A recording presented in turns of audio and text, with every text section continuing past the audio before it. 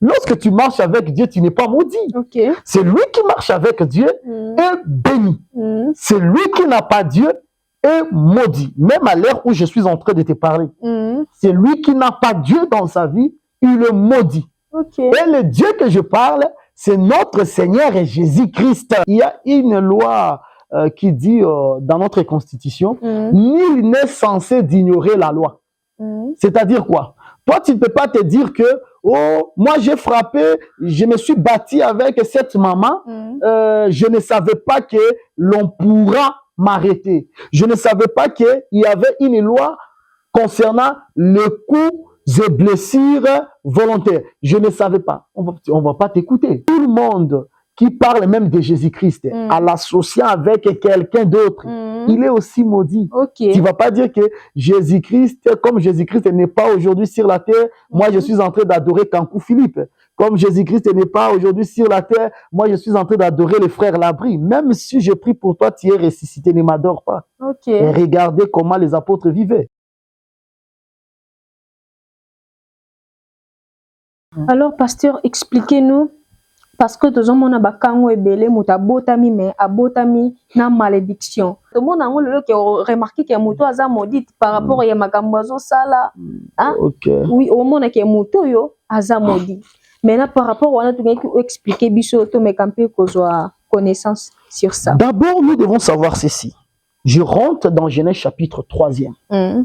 On a proclamé le malédiction lorsque le péché est entré. Même si je pourrais toucher des mystères, mais j'ai besoin quand même que les gens retiennent ce que je suis en train de parler maintenant comme un refrain d'un cantique. C'est-à-dire quoi? Le péché marche avec la malédiction. L'homme a péché, la malédiction est entrée, s'est répandue sur la terre. C'est ça ce que dit Ézéchiel chapitre 18. Le père a mangé les raisins verts, mais les dents des enfants étaient abîmées. Mais c'est le père qui a mangé et les dents des enfants étaient abîmées. Le père qui a mangé, c'est Adam. Les dents qui étaient abîmées, la destruction des dents, c'est ça la malédiction. Et les dents qui étaient abîmées, les dents c'est nous. Parce que dans la Bible, l'homme c'est une dent. Okay. L'homme c'est une dent. C'est-à-dire, si tu lis dans le livre des Cantiques, on regarde les dents. Les dents sont comme les troupeaux de brebis. Les troupeaux de brebis. Et nous sommes dans une bergerie. Dans notre bergerie, le berger c'est Jésus-Christ. Et nous sommes le brebis. C'est que l'homme, c'est la dent. Voilà pourquoi il y a une loi dans la parole de Dieu, au temps des prophètes Moïse. Lorsque tu briseras la dent d'un esclave, tu vas le laisser libre. Le fait que la dent est brisée, l'homme est libre. Et cette dent brisée, c'est Jésus-Christ. C'est Jésus-Christ qui est la véritable brebis de Dieu. Selon Ésaïe chapitre 53. Et Jésus-Christ, comme la brebis, c'est lui la dent. Il était brisé à la croix pour que les dents qui étaient agacées, les dents qui étaient détruites, que ces dents retrouvent la vie. Okay. Je vais dire quoi en un mot?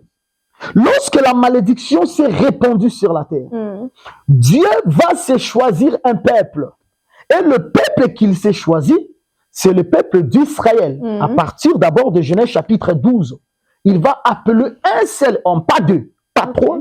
L'homme que Dieu a appelé Yahweh Adonai, il a appelé l'homme appelé Abraham.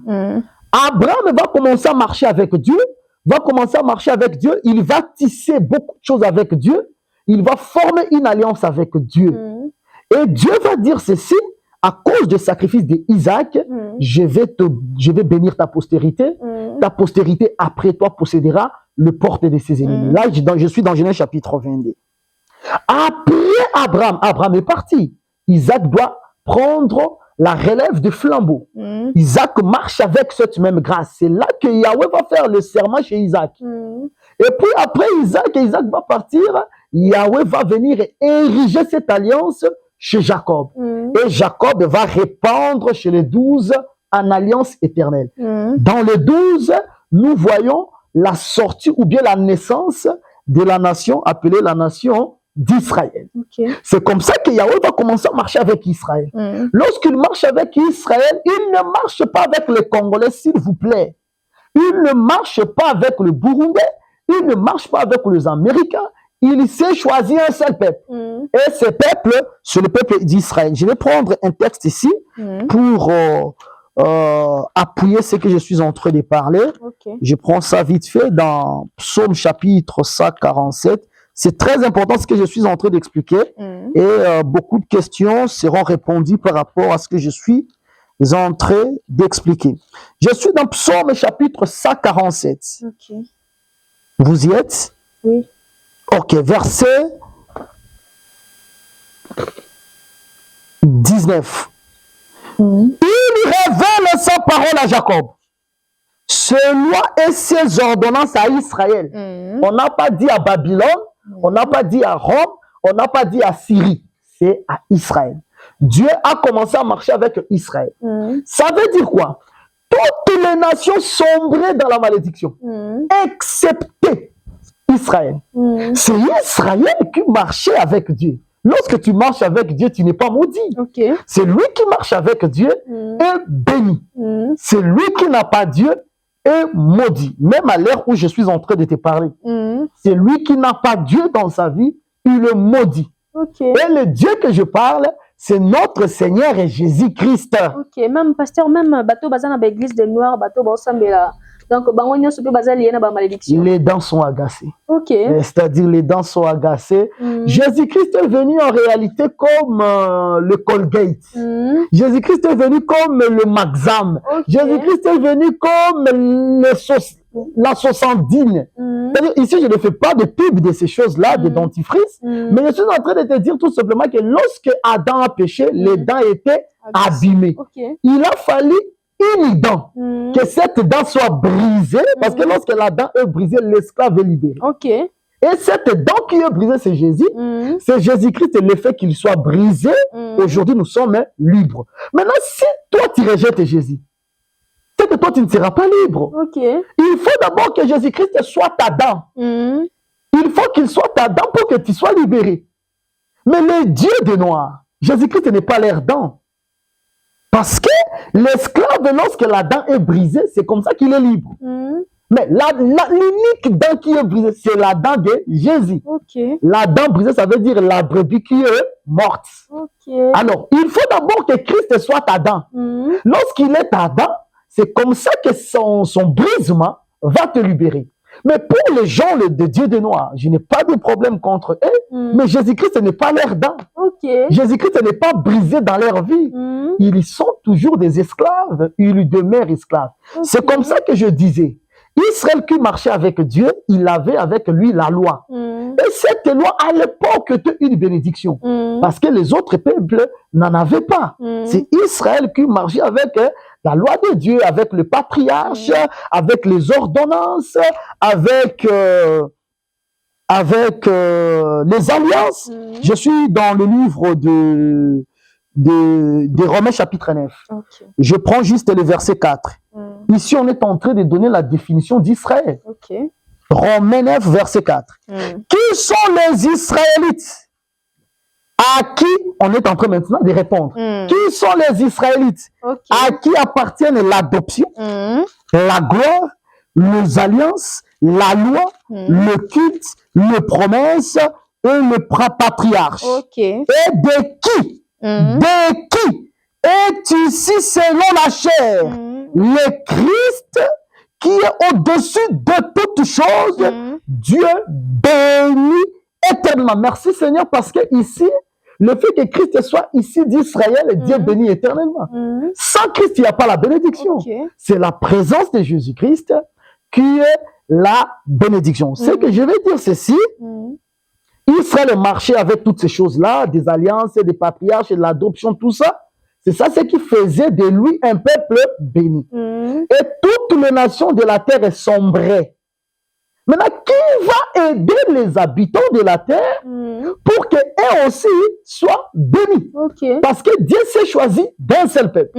Maintenant, qui viendra pour aider les habitants de la terre afin qu'eux aussi participent à la bénédiction? Voilà la présence de Jésus. Ok. Car Dieu a tant aimé le monde, il a envoyé son Fils unique. Et ce Fils unique, c'est Jésus-Christ. C'est la présence de Jésus-Christ qui a été pour nous l'objet des bénédictions. Okay. Là maintenant, la malédiction qui couvrait le monde, à cause de la venue de Jésus, à cause de sa crucifixion, parce que tu dois encore recevoir cette précision. Jésus-Christ et sa venue, venir seulement sur la terre n'était pas la bénédiction pour les nations. Mais il faut qu'il meure. Sa mort, c'est ça ce que je suis en train d'expliquer par rapport au brisement de la dent. Il faut que la dent soit brisée pour que l'esclave soit libéré. Okay.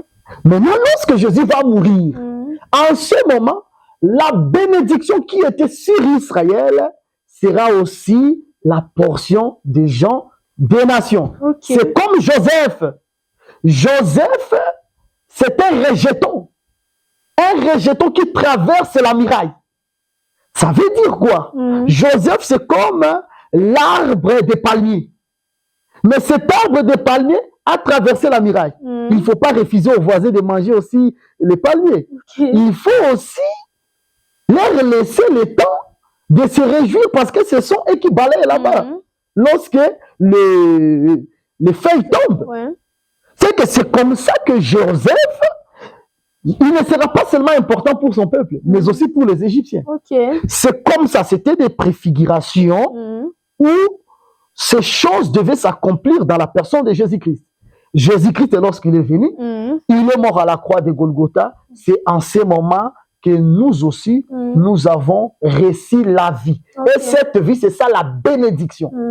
Et celui qui ne reçoit pas Jésus-Christ des côtés des nations, lorsque je parle des nations, je vois la France, je vois le Congo, je vois le Bas-Congo, je vois le Congo central, je vois le Kasaï, je vois Croatie, je vois l'Amérique, je vois tous ces pays-là.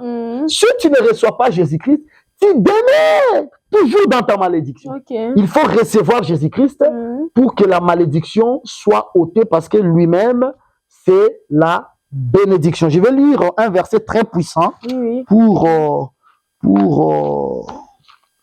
approuver ce que je suis en train de parler. Okay. Je suis dans le livre des Galates. Israël était dans la bénédiction avec sa loi lorsque Christ n'était pas encore venu. Okay. La loi est venue par Moïse et la grâce et la vérité sont venues par Jésus-Christ. Okay. Je suis dans Galates chapitre 3. Okay. Je prends le verset 10 jusqu'au verset 14. Car tous ceux qui s'attachent aux œuvres de la loi sont sous la malédiction. Okay. Ça veut dire quoi? La loi qui était la bénédiction pour Israël avant la venue de Jésus-Christ. Lorsque Jésus-Christ est venu, cette loi est devenue malédiction. Okay. Si toi tu demeures dans cette loi, là je suis en train de m'adresser même au peuple juif. Voilà pourquoi aujourd'hui les peuples juifs, ce sont les peuples maudits. Malgré, ils diront que Abraham nous appartient, la loi nous appartient, Moïse nous appartient. Ils sont sous la malédiction parce qu'ils n'ont pas voulu céder la loi pour embrasser Jésus-Christ. Okay. Parce que lorsque Jésus-Christ est venu, en ce moment, toutes les bénédictions se trouvent en lui. Souvenez-vous au temps de Gédéon. Qu'est-ce que Gédéon avait dit? Seigneur, que toute la terre soit sèche et que la rosée tombe seulement sur la toison. C'est-à-dire, toute la rosée se trouve sur la toison. Okay. Si tu rejettes cette toison, tu n'as pas la rosée. Okay. Lorsque Jésus-Christ est venu, tout l'esprit, toute plénitude était en Jésus-Christ. Si tu rejettes Jésus-Christ, tu n'as pas Dieu. Lorsqu'il est venu, il a dépouillé les pharisiens. Il a dépouillé tout le monde. C'est pour cela Jean le Baptiste, quand bien même il était considéré comme un grand prophète, il va dire que ce Messie est plus puissant que moi. Je ne suis même pas digne d'ôter les souliers de ses pieds. C'est-à-dire C'est-à-dire, Jésus-Christ a récupéré toute bénédiction. Ok. Et si tu veux être béni, la bénédiction se trouve en Jésus-Christ. Même la loi qui servait autrefois comme objet de bénédiction, à cause de la présence de Jésus-Christ, cette loi est devenue malédiction. Je continue la lecture. Ok, rapidement. Car tous ceux qui s'attachent aux œuvres de la loi sont sous la malédiction. Car il est écrit, maudit est quiconque n'observe pas tout ce qui est écrit dans le livre de la loi et ne le met pas ces choses en pratique, vivra par elles. Christ nous a rachetés de la malédiction de la loi, étant devenu malédiction pour nous. Ok. À la croix, il est devenu malédiction. Nous méritons la bénédiction. Mais tu ne reçois pas Jésus-Christ dans ta vie. Tu demeures dans ta malédiction. Ok. Il faut que lui entre dans ta vie pour que lui devienne une malédiction de ta vie, afin que toi, tu deviennes bénédiction. Ok. Tu vois, car il est écrit, maudit quiconque est pendu au bois. C'est-à-dire, à la croix de Golgotha, le Seigneur a été maudit pour que moi et toi, nous soyons bénis. Les dieux des Noirs, comme ils n'ont pas Jésus-Christ, ils sont maudits. Ok. Tout le monde qui parle même de Jésus-Christ, à l'associer avec quelqu'un d'autre, il est aussi maudit. Ok. Tu ne vas pas dire que Jésus-Christ, comme Jésus-Christ n'est pas aujourd'hui sur la terre, moi je suis en train d'adorer Kankou Philippe. Comme Jésus-Christ n'est pas aujourd'hui sur la terre, moi je suis en train d'adorer les frères Labri. Même si je prie pour toi, tu es ressuscité, ne m'adore pas. Ok. Et regardez comment les apôtres vivaient. Lorsque Pierre et Jean, qui partaient ces jours-là au culte, ils ont croisé les boiteux. Ils ont prié sur les boiteux, les boiteux ont marché. Et ils ne voulaient pas qu'ils soient vénérés. Ils ne le voulaient pas. Regardez Paul, lorsqu'il a croisé ces boiteux impotents à Lystre, lorsqu'il était guéri. Ils ont voulu sacrifier pour vénérer Paul, vénérer Barnabas. Ils ont refusé, ils ont déchiré même les vêtements. Ils ont dit, nous sommes humains comme vous. C'est que l'adoration, on ne peut pas adorer un homme. Parce que c'est Christ qui est le seul qui a accepté de porter la malédiction afin que nous soyons bénédiction. Adorer ces gens-là, être des courants de Branham, au Kimbangu, c'est que c'est l'ignorance. Tu es encore sous la malédiction. Quand bien même tu as le véhicule, quand bien même tu fais le voyage en Amérique, tu effectues les voyages partout, tu es encore sous la malédiction. Oui, j'espère prochainement que tu as su en profondeur dans l'Italie, Makambo Tiko Simba, Docteur Labri, et tu as campé pour éclaircir quelle est la cause qui amène la malédiction, hormis les péchés. Hormis le péché, la cause qui amène la malédiction. Je te dis, dès le départ, c'est toujours le péché. C'est le péché qui amène la malédiction. Sauf que je dois un peu diversifier ça, je dois un peu expliciter ça, parce qu'il y a une autre personne, il n'insulte pas, il ne commet pas l'impudicité, il ne vole pas, mais il est maudit. Ok, comment? Ok. C'est parce qu'il n'a pas reçu Jésus-Christ comme son Seigneur et son Sauveur. Ok. C'est la réception de Jésus-Christ dans la vie d'une personne comme Seigneur et Sauveur. C'est cette réception-là qui nous conduit à la bénédiction. Ok. Maintenant, si tu reçois aussi Jésus, tu mélanges Jésus, tu es toujours sous la malédiction. Oui. C'est comme ça que je voulais un peu parler d'un aspect, toucher un peu certaines malédictions familiales. Comment ça se passe? Une fois, Jésus-Christ, dans le livre de Jean, chapitre 9, il a croisé un aveugle. Cet aveugle-là n'avait pas péché. Les disciples autour du Seigneur l'ont posé la question. Pourquoi cet homme est né aveugle? Aveugle, il est né aveugle. Qu'est-ce qui se passe? C'est lui qui a péché ou ce sont ses parents qui ont péché? Ces gens ont compris que la malédiction peut entrer dans la vie de quelqu'un au travers la personne elle-même. Elle peut aussi entrer au travers le parent de la personne. C'est là que nous voyons que dans la malédiction, il y a aussi la notion de l'hérédité.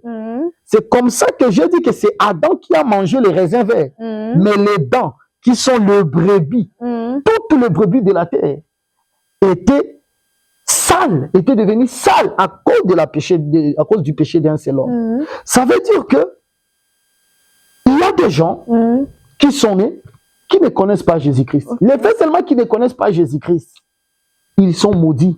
Parce qu'aujourd'hui, le seul chemin de la bénédiction, c'est Jésus-Christ. Il dit ceci, je suis le chemin, la vérité et la vie. Si tu n'as pas Jésus-Christ, soit parce que tu es incrédule, soit par ignorance, tu es maudit. Soit par ignorance, tu es maudit. Je vais prendre une illustration claire. Regardez, lorsque Dieu s'est choisi un homme, il a pris Abraham. Quoi qu'il faisait. Même si Abraham pouvait se retrouver dans un forfait et que les gens des nations n'avaient pas commis de forfait, ces gens-là étaient toujours maudits. Abraham, malgré les forfaits, il était béni parce que Dieu s'était installé dans sa vie. Celui qui n'a pas installé Jésus-Christ dans sa vie, soit par ignorance, soit par incrédulité, soit oh moi je ne connais pas, oh je ne savais pas, il est maudit. Il y a une loi qui dit dans notre constitution, nul n'est censé d'ignorer la loi. C'est-à-dire quoi? Toi, tu ne peux pas te dire que, oh, moi j'ai frappé, je me suis battu avec cette maman, je ne savais pas que l'on pourra m'arrêter. Je ne savais pas qu'il y avait une loi concernant les coups et blessures volontaires. Je ne savais pas. On ne va pas t'écouter. Tu vas entrer dans la prison.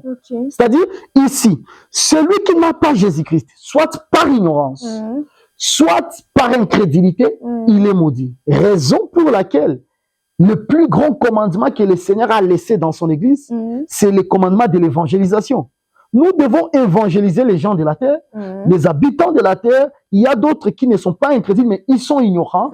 Il faut que la parole de Dieu leur arrive pour qu'ils reviennent dans la bergerie. Ok. Oui, bien, merci bien, Docteur Labri, pour ce qui personnellement, j'étais vraiment bénie parce que nous avons une connaissance sur la malédiction même. Aujourd'hui, nous avons vraiment connaissance sur Yango. Je vous remercie. Merci. J'espère que vous avez vraiment connaissance de la malédiction parce que tout le monde commence que la vie et tout ça, c'est à cause du péché. C'est à cause du péché parce que vraiment merci continuer toujours à aimer, à partager, surtout à partager Makambo, c'est très important. En tout cas, et que la bien makasi, vous s'abonner massivement pour que vous ratez occasion mon côté. Pasteur, tu dis le basuka ezali pona bandeko bazolanda biso.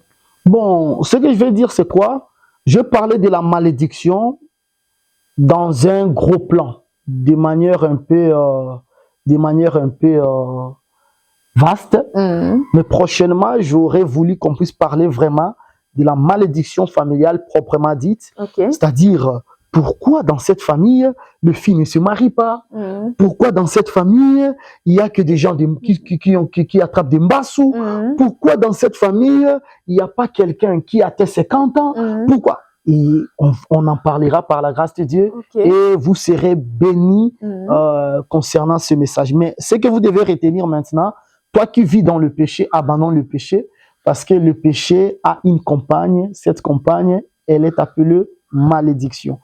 Toi qui vis dans le péché, cherche la volonté de Dieu, cherche la face du Seigneur et la malédiction va te quitter. Cherche la bonne église, cherche le bon message. Parce qu'on peut parler de Dieu. Ne pensez pas seulement, lorsqu'on parle de Dieu, on parle de Jésus, on est béni. Jésus lui-même dans Matthieu chapitre 7, il dit ceci, en ce jour-là, ils diront, n'avons-nous pas prophétisé en ton nom?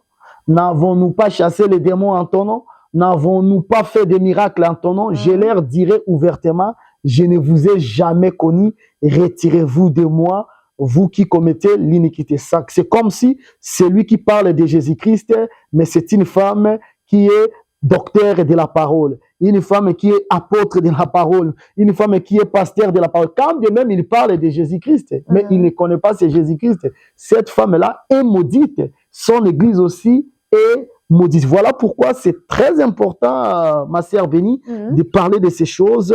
Prochainement, nous allons toucher vraiment le point qui ronge nos familles. Je sais que tel que tu es là, tu te poses la question, pourquoi avec toute la beauté que le Seigneur t'a donnée, Pourquoi avec l'intelligence? Tu es déjà diplômé, tu as fini tes études, mais il n'y a pas de boulot. C'est parce qu'il y a la malédiction qui te guette. Peut-être si ce n'est pas la malédiction, tu es encore enfant. Tu es encore enfant. Il faut que tu puisses recevoir la nourriture solide qui va te faire grandir afin que tu réclames tout ce qui est comme droit qui te revient. Que le Seigneur vous bénisse. Abonnez-vous massivement sur cette chaîne. Vous ne manquerez pas des bonnes choses qui transformeront vos vies. Déjà, nous sommes en train de recevoir des appels, des témoignages. Le Seigneur va vous bénir. Merci beaucoup, Dr. Labri. Merci, Bandeko Bolantibiso, vraiment la bokeli ningi. Merci beaucoup. À la prochaine.